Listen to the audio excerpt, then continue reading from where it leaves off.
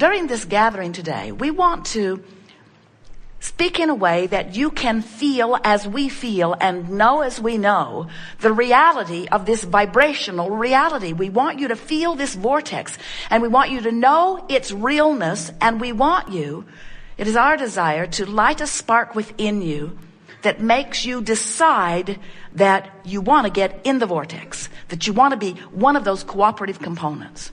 Now, it's perfectly possible, may happen to you often. We see it happen to Esther, where you're bipping along, you're finding reasons to feel good, you're launching rockets of desire, and you're mostly in the vortex. And life is sweet when you are. People are kind to you, doors are opening for you, ideas are flowing, you have a feeling of well-being, a feeling of clarity and ease.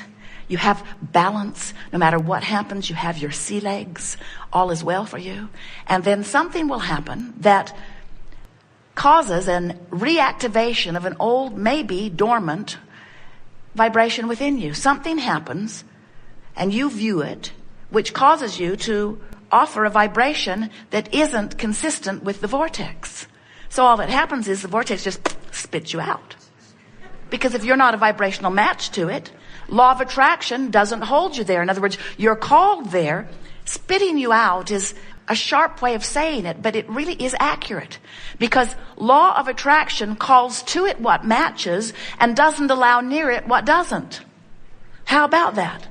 So if you are a vibrational match, if you are feeling worthy, if you're feeling confident, if you're feeling happy with yourself, you're happily in the vortex. But when you find a reason to find fault with yourself, out you go.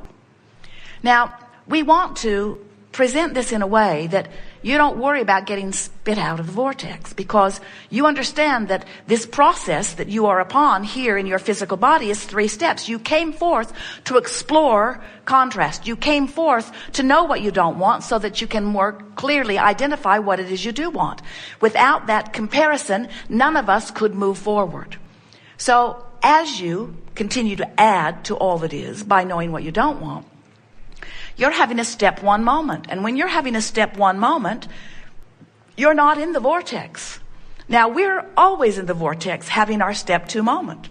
In other words, when you launch a rocket of desire, you send it our way.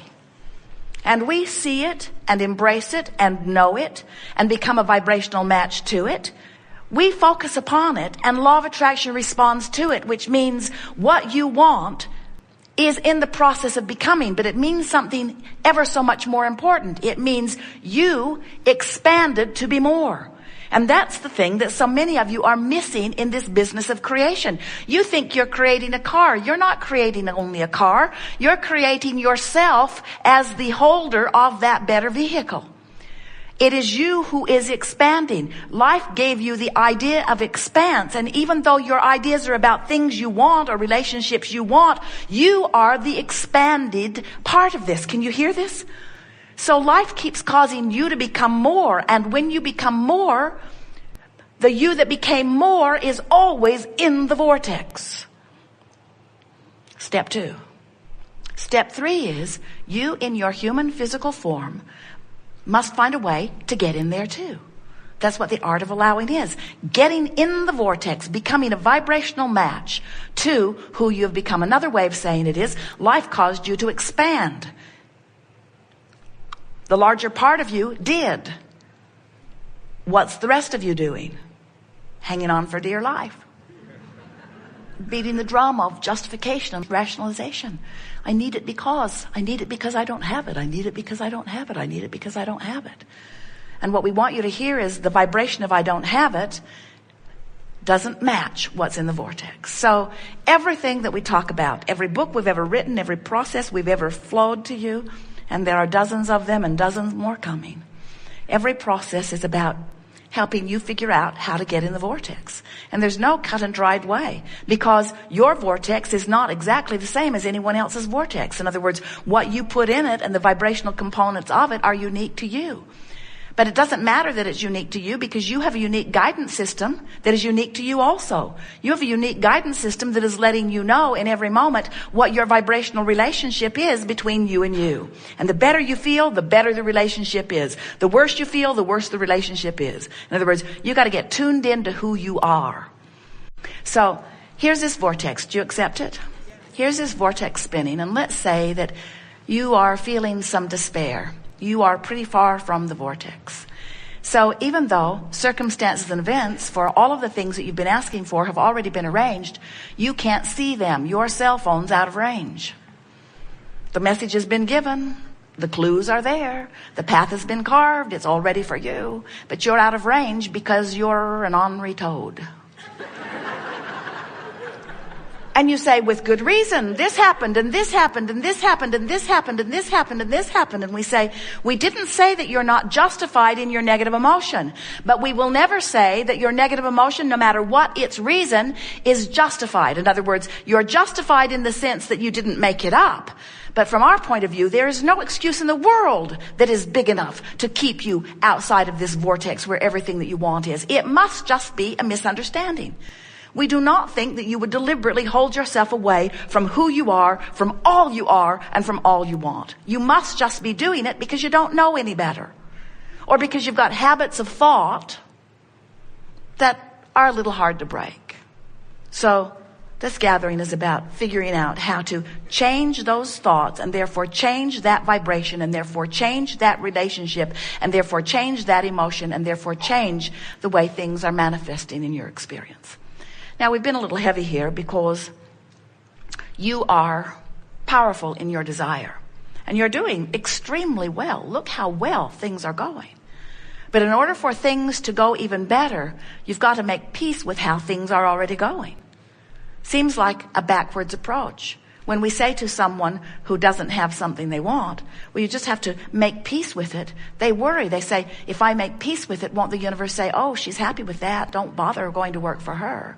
We say, it doesn't work like that at all. When you make peace with it, you stop resistance. When you let go of the struggle, you soften resistance. Anything that makes you feel better allows you to be swept into the vortex more easily.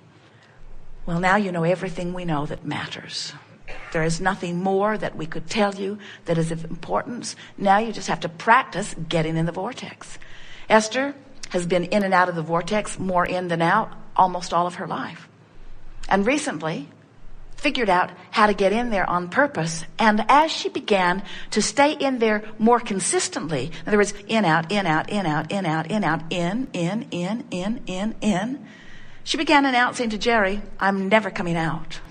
I'm never coming out. Because just the elation of life, the way she felt, the clarity of her mind, her response to the world, the way the world looked, the way the world was responding to her. Why would anybody ever want to be out of the vortex? And then something happened, out she was. She was really irritated about being out. But then she remembered how easy it was to get back in. She developed this sort of regimen where she would lay in her bed every night before she would go to sleep and make lists in her mind of things that she appreciated. And in the morning when she would awaken, she would lie there and find those things again. And then as soon as she would get up, she would go to a chair with Jerry, and she would begin doing a focus wheel to clean up any ragtail vibration that she had discovered in the last 24 hours, where she recognized that there was some vibrational work to do because she had had a little piece of negative emotion about something. And once the negative emotion was activated because of her attention to it, and then released or deactivated because of the focus wheel process that she was doing, she would go into rampages of appreciation and long lists of positive aspects. And the whole process took about an hour a day, 15 minutes before she went to bed, 15 minutes when she woke up, and then about a half an hour of processes. And she discovered that she could stay pretty consistently in the vortex. And that is what we wish for you. Now, if you're not in the vortex and you've got some negative emotion, which is your indicator of resistance, and you don't know it, don't worry, it will get bigger. And if you still don't notice it, don't worry, it will get bigger. Because everything that you are living at all times, every manifestation that surrounds you is an in the moment indication of the vibrational relationship between you and you. We're not kidding you. There is nothing that happens to you that is because of something else. The traffic you're in is because of this relationship. The way the waiter treats you is because of this vibrational relationship. The way the economy treats you is because of this relationship. Everything that you are living is an indicator of your vibration. Don't you love that? Don't you love knowing that if your body has some symptom or some diagnosis has been assigned, all it is an indicator of your vibrational relationship between who you've become and who you're letting yourself be. That's all that it is. So it would not matter what the diagnosis is that has been given to you. It's only an indicator of a vibration that you can change. So during this gathering, we want to show you how, regardless of what the reality is, you can change the vibration. And when you change the vibration, the reality has to change. You are invincible. There is nothing that you cannot be or do or have. You just got to know the rules of the game. You got to understand law of attraction. You've got to know what your emotions are telling you, and you got to want to get in the vortex. Good. Want to talk about some things? You do. Very good. All right, this is going to be a wonderful unfolding. So just relax. Make a decision that no matter what goes on in this chair, you're going to stay in the vortex. So let's say that somebody's been giving you a hard time, and so you've created and created and created recently really strong components. You've added them to your vortex. And now you've meditated. You know, when you meditate, you release thoughts, so you're in the vortex.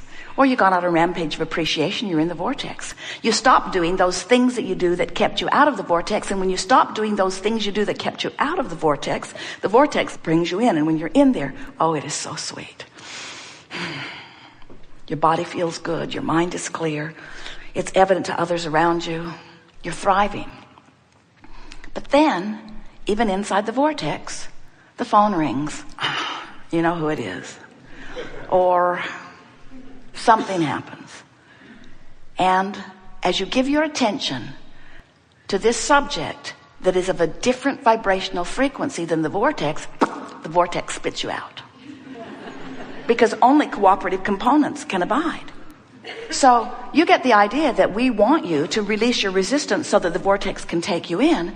But what happens if the vortex spits you out? Is it a problem? No. Because you came forth into this physical experience understanding that the creative process is 3 steps. Step 1, ask. And you need contrast to do that. If you don't have a variety to choose from, you have no way of asking. So step 1 is important. And step 1 happens in the majority of cases when you are outside of the vortex.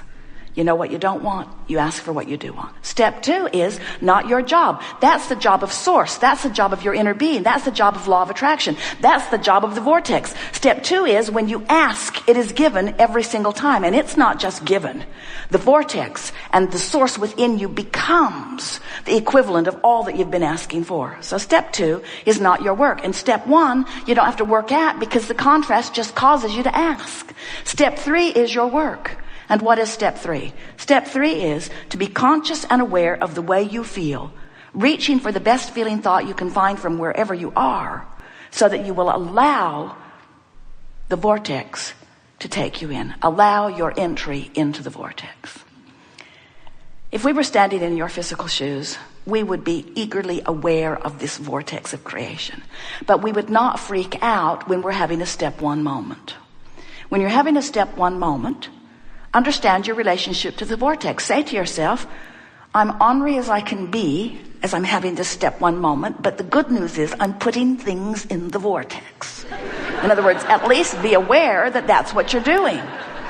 And then say, and I know the happy old vortex is over there just spinning around, gathering all the cooperative components, but for now I intend to just complain.